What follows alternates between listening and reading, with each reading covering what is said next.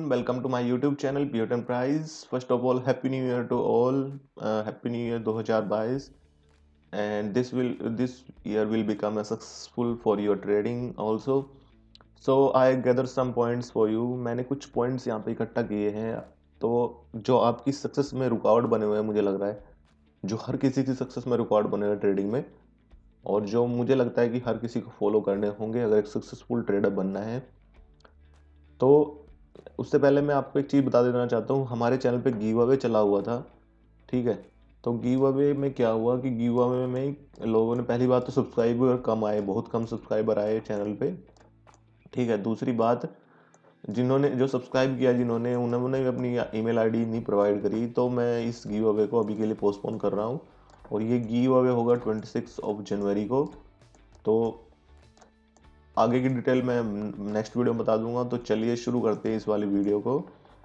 तो क्या होता है कि जो मेन रोल होता है हमारी ट्रेडिंग का, तो मैंने पहले भी बताया है ये चार्ट बना के। तो इसमें क्या होता है कि मैं दोबारा बता देता हूँ आपको, ये हमारी 20% होती है स्ट्रेटजी, 20% हमारी स्ट्रेटजी होती है, ठीक है। और ये जो होता है 30% हमारा होता है रिस्क रिवॉर्ड,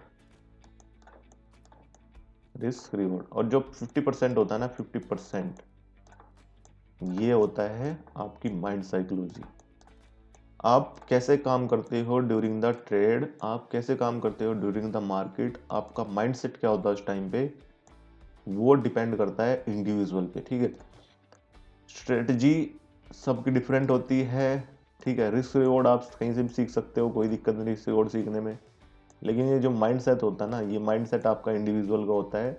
ये डिपेंड करता है कि आप सक्सेसफुल बनोगे ट्रेडिंग में, नहीं बनोगे, ठीक है। ये सबका अलग होता है अपना, और यही डिसाइड फैक्टर होता है ट्रेडिंग के लिए, ठीक है। अगर आपको एक सक्सेसफुल ट्रेडर बनना है तो आपको अपने ट्रेडिंग से ये चीज़ें अवॉइड करनी होगी जो मैं आज आपको बताने जा रहा हूँ, ठीक है। तो चलिए शुरू करते हैं। और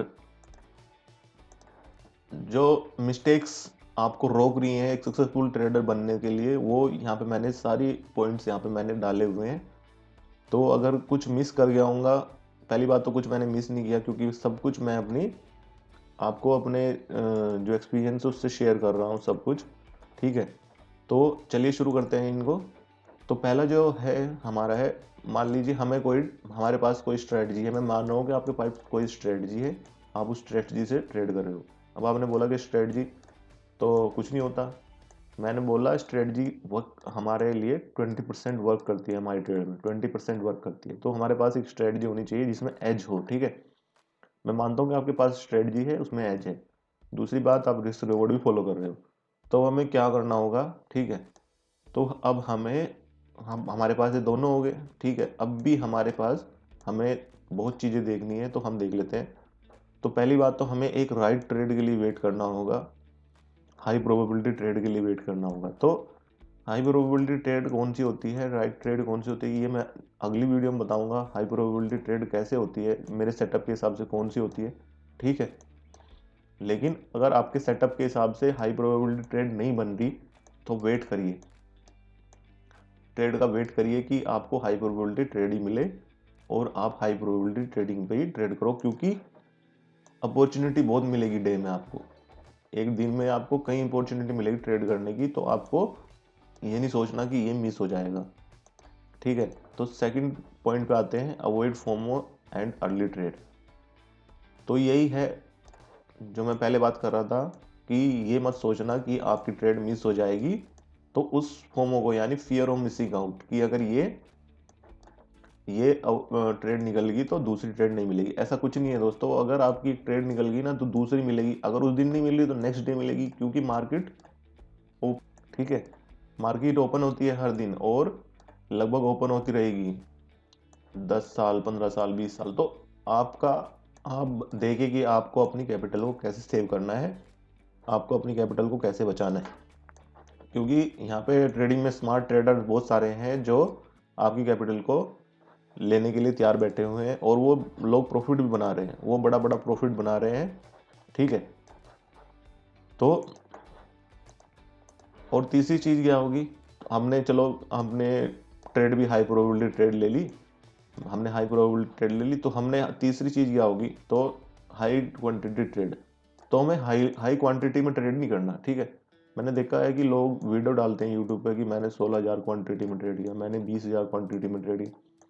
ठीक है, वो लोग ट्रेड करते हैं, वो प्रोफेशनलिज्म को अचीव कर चुके हैं, क्योंकि वो एक प्रोफेशनल ट्रेडर बन चुके हैं। ठीक है, वो करते हैं, अच्छी बात है, लेकिन आप मत करना, क्योंकि आप अभी शुरुआत कर रहे हो ट्रेडिंग की। तो आपको लगभग बहुत छोटी क्वांटिटी में ट्रेड करना चाहिए, जिससे कि आपका अगर लॉस भी होगा ना तो बहुत मिनिमम लॉस होगा। मान लीजिए आपके पास 1 लाख कैपिटल है, तो मैं सजेस्ट करूंगा कि 1 लाख कैपिटल में सिर्फ आपका 2% का ही लॉस होना चाहिए, इससे ज़्यादा नहीं होना चाहिए। 2% मतलब 2,000 का लॉस, इतना लॉस तो आप झेलने के लिए तैयार होने चाहिए मार्केट में। क्योंकि वो कहते हैं ना कि स्टार्टिंग में एक ट्यूशन फी देनी होती है मार्केट को, तो वो ट्यूशन फी आपको भी देनी होगी थोड़ी बहुत, अगर आप गलती करोगे ट्रेडिंग में। तो अगर आप सही ट्रेड करोगे तो कोई आपको ट्यूशन फी देने की जरूरत नहीं, ट्रेडिंग आपके अकॉर्डिंग ही काम करेगी, ठीक है। तो आपको अपने इमोशन को कंट्रोल करना होगा, और पहली बात तो हाई ट्रेड नहीं करनी, हाई क्वांटिटी ट्रेड नहीं करनी, ठीक है। चलो आपने क्वांटिटी भी लो क्वांटिटी ले ली, ठीक है, मान लो आपने लो ही क्वांटिटी ले ली, 2-4 लोड ले लिए, ठीक है। उसके बाद क्या हुआ कि आपकी ट्रेड, आपने यहाँ पे ट्रेड करी, ये वाली कैंडल पे, इस वाली कैंडल पे ट्रेड करी, और आपकी ये दूसरी कैंडल भी मूव होगी ऊपर की तरफ आपके टारगेट की तरफ, और आपका टारगेट है यहाँ पे कहीं, ठीक है, और आपका स्टॉप लॉस है यहाँ पे कहीं। तो आपने क्या किया कि आपको प्रॉफिट दिख रहा है वहाँ पे, जितना भी प्रॉफिट होगा वो प्रॉफिट दिख रहा है, आपने क्या किया, यार प्रॉफिट आ रहा है अभी तो बुक कर लेता हूँ प्रॉफिट, तो आपने प्रॉफिट बुक कर लिया यहीं पे, ठीक है। लेकिन उसके बाद क्या हुआ, ये ट्रेड आपके टारगेट तक गई यहाँ तक, ठीक है। तो आपने तो अर्ली प्रॉफिट बुक कर लिया। अब क्या हुआ, अब आपको लगा कि यार मैं रुक जाता इस ट्रेड में तो मेरा प्रॉफिट हो जाता। तो फिर क्या हुआ, नेक्स्ट टाइम क्या होता है कि सेम ट्रेड आपको मिलती है यहाँ पे, सेम ट्रेड आपको मिली, और ये एक और कैंडल बनी यहाँ पे, और ये आपका प्रॉफिट टारगेट है यहाँ पे, ये स्टॉप लॉस है, ठीक है। तो यहाँ पे कोई पिवट है, तो आपने क्या सोचा कि मैं तो अपने प्रॉफिट टारगेट को ही बुक करूंगा, तो इसने क्या किया, यहाँ पे आया है प्राइस और इसके बाद गिरना शुरू हुआ और आपके स्टॉप लॉस को हिट कर दिया।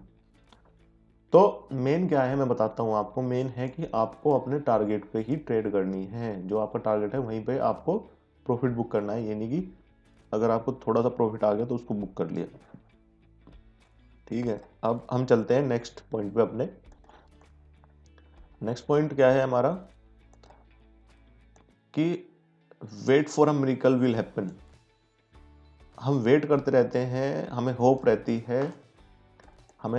रहती है कि कोई मिरेकल होगा।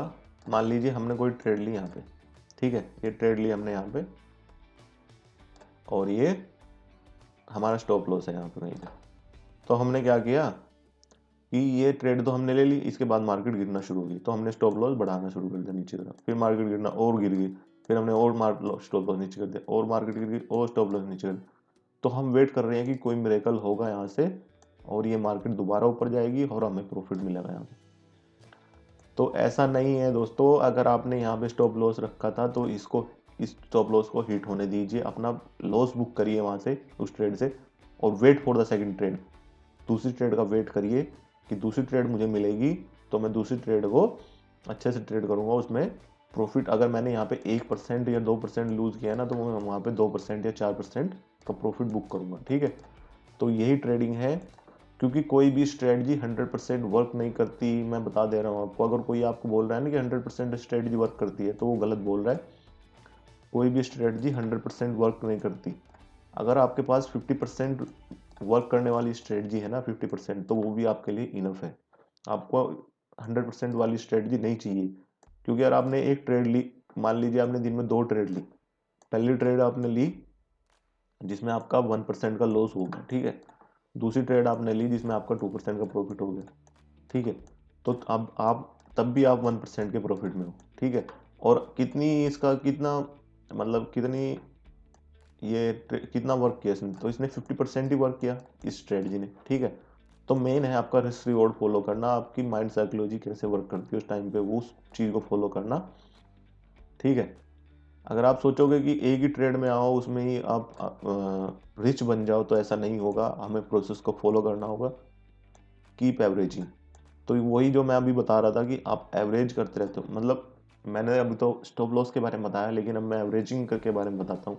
तो यहाँ पे कहीं पे हमने ट्रेड ली, ये यहाँ पे ट्रेड ली, ठीक है, मान लीजिए यहाँ पे बाई ट्रेड ली हुई, ये हमारा स्टॉप लॉस था, ठीक है।